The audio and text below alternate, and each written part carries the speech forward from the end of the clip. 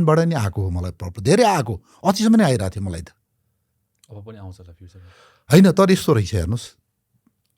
तपाईँ कतिको चुक्नुहुन्छ गल्नुहुन्न उनीहरूले तपाईँलाई ट्र्याकिङ गरेर आउँछ हेर्नुहोस् तपाईँले अमेरिकाको विरोध गर्नुहोस् मनपरी गाली गर्नुहोस् भनौँ न तपाईँको देशको प्रेमको लागि है दे विल रेस्पेक्ट यु अमेरिकाले कहिले पनि आफ्नो नेसनल सोभरेन्टीमा कहिले पनि कम्प्रोमाइज गर्दैन अमेरिकाले हेर्नुहोस् है जोसुकै होस् त्यस्तै गरी अरू देशको तपाईँको कोही पनि जनताले उसको देशको मायाको लागि द बेस्ट कजको लागि उसले लडाइँ लड्छ तिनीहरूको भनौँ न शब्दले दे विल रेस्पेक्ट यु हेर्नुहोस् इन्डियन जेनरलहरूले इन्डियन उसबाट मलाई कल आएर इमेल आएको I have got that one मैले त्यो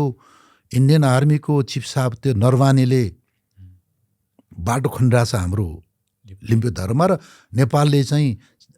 डाइरेक्टली इन्डाइरेक्टली के बोल्यो के अरे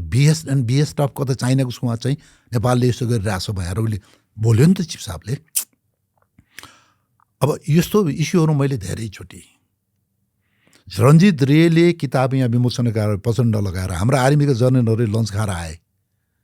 नेपाल भुटानी मोडलमा राख्नुपर्छ भनेर उसले लेखेको छ त्यसमा मैले पत्रकार सम्मेलन गरेर तपाईँको चाहिँ उसमा के अरे रिपोर्टर्स क्लबमा आगो लगाएँ नि त तपाईँले बुझ्नुहुन्छ